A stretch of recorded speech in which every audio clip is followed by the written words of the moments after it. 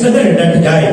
اللہ پاک کے نیک بندے ایسے ہی کیا کرتے تھے. اللہ پاک کے نیک بندے ایسے ہی کیا کرتے تھے.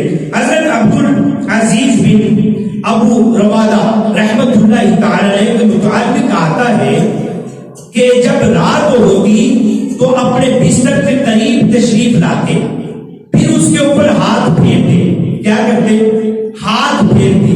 ہاتھ پھیر کر کہتے اے بستر بے شک تو بہت نرم ہے, بہت عمدہ ہے, لیکن اللہ پاک کی قسم جنت میں تجھ سے بھی زیادہ نرم اور ملائم اور چھوڑے ہوں گے.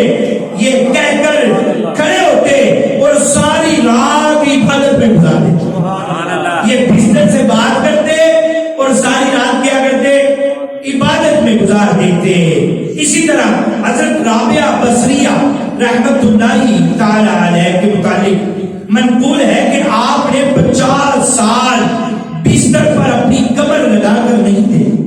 50 سال بڑا لمبا عرصہ ہے. بستر کے اوپر اپنی کمر لگا کر اپنے آپ کو لگا کر نہیں دیکھا. ساری رات عبادت کرتی, پھر فجر کی نماز سے کچھ دیر پہلے مصلی پر ہی لیٹ جاتی. جب فجر کا وقت ہوتا تو اٹھ جاتی اور اپنے نفس کو, جس کی بات چل رہی ہے, اپنے نفس کو مخاطب کر کے کہتی رابعہ کب تک سوتی رہوگی؟ ہو سکتا ہے یہ تمہارا آخری دن ہو, آج عبادت کر لو, قبر میں آرام سے سوتی رہنا.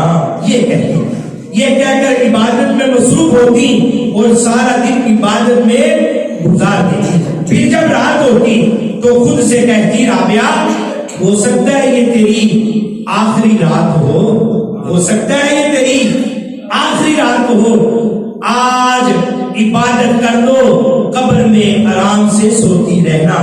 یہ کہہ کر ساری رات عبادت میں گزار دیتی اور یہ سلسلہ 50 سال تک چلتا رہا. یہ بزرگان دین ہمیں عمل کر کے سکھاتے ہیں, بتاتے ہیں کہ اس قدر نہیں کر سکتے, لیکن جتنا کرو 5 وقت کی نماز ہی صحیح, لیکن پڑھتے تو رہو, پابندی سے پڑھتے تو رہو. 10 منٹ 15 منٹ 20 منٹ قرآن پاک کھولا ہے, لیکن اس کو روز کھولا جائے, چاہے کچھ بھی ہو جائے, اس کو پھر کبھی اس میں ناغہ نہ پڑے, روٹین کے ساتھ کرتے رہیں. سبحان اللہ. یہ ہے سلف صالحین اور یہ ہے موٹیویشن, یعنی اپنے آپ کو خود ہی نیک کاموں کی طرف رغبت دلانا, نیک کاموں کی طرف لے کر آنا. یہ ہے اپنا لینا چاہیے. عبادت کے فضائل پڑھنے چاہیے اور وہ فضائل دل ہی دل میں بار بار دہراتے رہنا چاہیے. جنت کی نعمتوں کا ذکر پڑھتے رہنا چاہیے اور خود کو نعمتوں کا حریص بنانا چاہیے. وہ بھی کون سی نعمتیں؟ جو جنت کی نعمتیں ہیں. انشاءاللہ یہ نیک کام کرنے کی طرف ہمیں انشاءاللہ رغبت دلاتے رہیں گے. اب نفس کی رکاوٹ سے بچ کر عبادت میں مصروف رہنے کا دوسرا علاج ہے صبر. یہ کیا ہے؟ دوسرا علاج ہے صبر. نفس سے بچنا بھی ہے اور صبر کر کے ہم نے عبادت میں کس طرح لگے رہنا ہے. آج کل جیسے رمضان المبارک کی برکتیں ہم لوٹ رہے ہیں, ہم صبح سحری کر کے روزہ رکھ لیتے ہیں اور دوپہر کے وقت بھوک اور پیاس لگ گئی. اب ہم کیا کرتے ہیں؟ صبر, یعنی اس بھوک اور پیاس کو برداشت کرتے رہتے ہیں یہاں تک کہ افطار کا وقت قریب آ جاتا ہے. افطار کا وقت قریب آ جاتا ہے, بس یہ جو برداشت ہے, یہی برداشت کرتے چلے جانا نفس کا علاج ہے.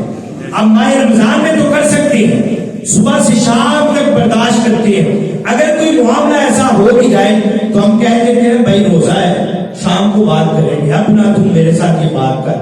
وہ بات غلط بھی ہوتی ہو تو ہم کہتے ہیں یار روزہ ہے, رمضان ہے, تیری مہربانی بھائی تو جا, پھر بات کریں گے کبھی, یہ بات کو ختم کر ابھی یہاں پر. تو اگر ماہ رمضان میں اس طرح کر سکتے ہیں تو ماہ رمضان کے بعد بھی تو کر سکتے ہیں کہ نہیں.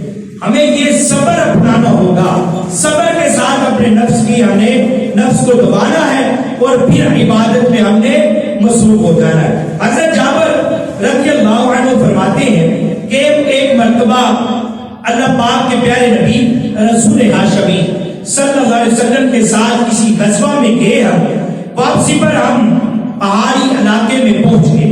رسول اکرم صلی اللہ علیہ وسلم نے ارشاد فرمایا، کہا کہ ہم یہاں پر قیام کریں گے، یہ حکم فرما دیا کہ پہاڑی علاقے میں پہنچے، کہا کہ یہاں پر ہم قیام کریں گے، رکیں گے۔ صحابہ کرام علیہ رضوان نے فرمایا کہ آج رات ٹھیک ہے، لبیک یا رسول اللہ صلی اللہ علیہ وسلم، یہاں پر رکیں گے۔ اب آج رات نبی کریم علیہ السلام نے فرمایا کہ پہرا کون دے گا، پہرا کون دے گا؟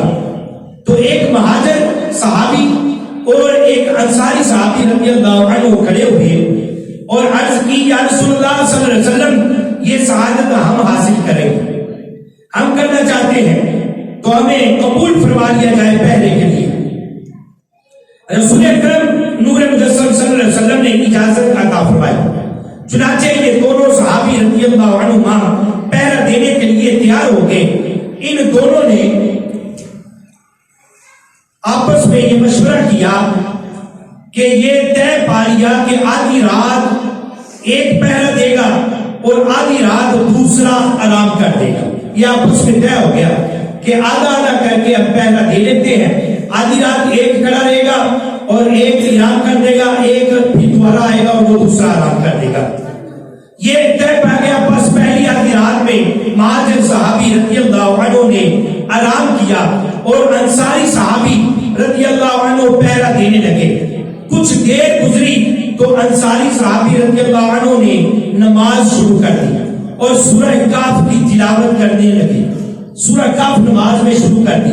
اب وہ پہرے میں تھے اور انہوں نے ساتھ ہی کہا کہ میں کھڑا تو پہرے میں ہوں تو میں عبادت میں لگ جاتا ہوں۔ تو آپ نے نماز کی نیت کی اور ساتھ ہی آپ نے کیا کیا کہ اس نماز میں سورہ کہف پڑھنا شروع کر دیا۔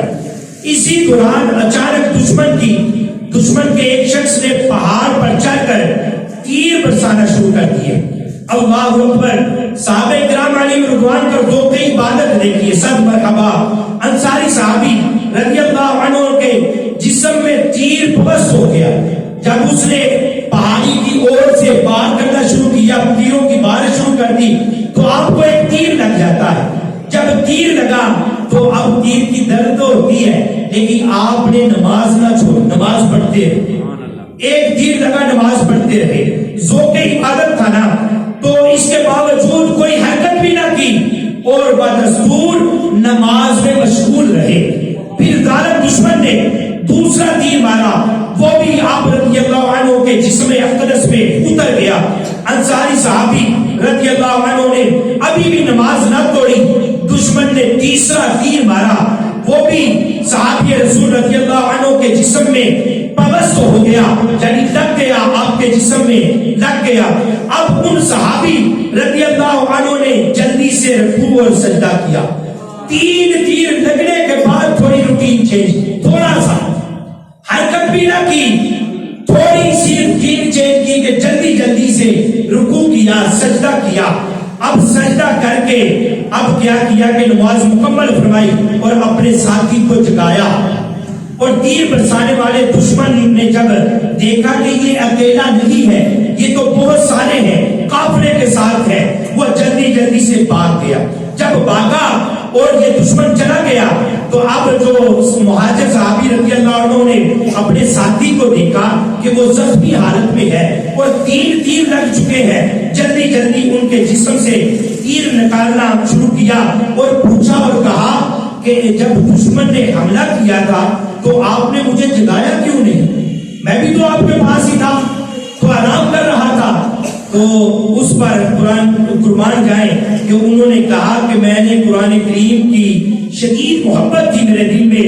انصاری صحابی کہنے لگے کہ میں نے نماز میں ایک سورت کی تلاوت شروع کی تھی، میں نے یہ گوارا نہ کیا کہ سورت کو ادھورا چھوڑ کر نماز توڑ نہ ڈالوں اور میں اپنی جان بچاؤں۔ خدا کی قسم اگر مجھے حضور صلی اللہ علیہ وسلم نے پہلے کی ذمہ داری نہ دی ہوتی تو میں اپنی جان دے دیتا، لیکن سورت مکمل پڑھ کے چھوڑتا۔ آپ فرماتے ہیں کہ میں سورت مکمل کرتا، سورت کا بہت لمبی ہے، کہتے میں سورت مکمل کر کے چھوڑتا۔